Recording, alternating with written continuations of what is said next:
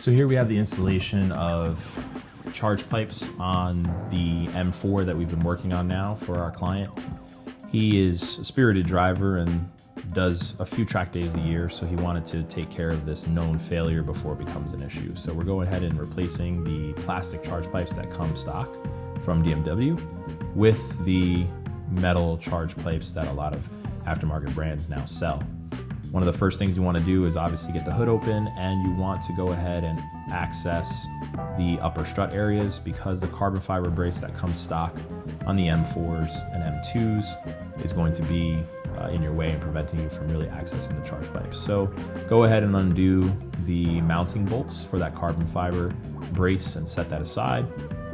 And now you'll have access to those charge pipes, and then of course have the room in order to remove the airbox, the charge pipes, the hose clamps, and other hardware.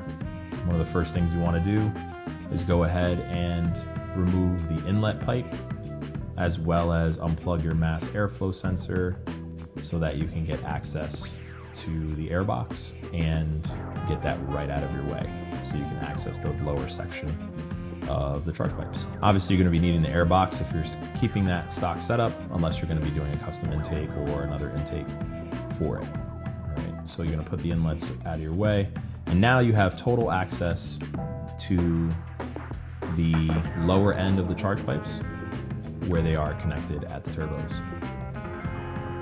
Once you have that lower access, you can go ahead and access the clamps that hold the lower sections of your charge pipes. Obviously, getting to the front one a little bit easier at first, and then you can go ahead and start to remove the actual charge pipes once they are accessed and removed. At this point, you want to go ahead and loosen both clamps on the upper part of the charge pipe where it's connected to the intercooler. Now here you can see when Chris holds up, big difference between the two. Obviously, some of the molding, the overall size and dimensions are very similar, but the biggest issue that we have here is the fact that one is plastic and now we have nice metal ones, which would take a ton of pressure and heat in order to distort or destroy. About midway on both charge pipes, as you probably noticed, are some securing brackets that are no longer on the metal charge pipes. So you obviously don't have to worry about reinstalling that. So now Chris is going to go ahead and install the rear charge pipe, get it fitted down onto the lower section, and then get it in line for the upper section in order to get it installed. Always kind of suggest putting a little bit of lubricant on the silicone or putting it on the piping that you're going onto, just to make it slightly easier for the charge pipe to be installed, or any silicone, rather than trying to sit there and force it on dry.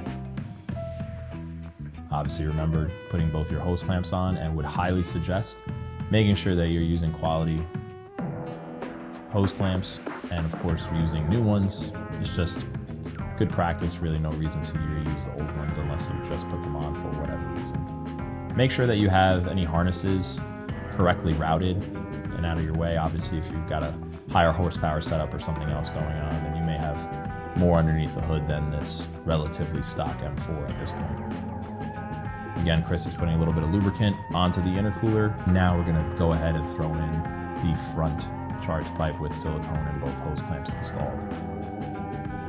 I would highly suggest also making sure that you go ahead and loosely get everything secured before you tighten one side or the other at all. You just don't want to have to sit there trying to twist and move the charge pipe after it's actually been fully installed on one side.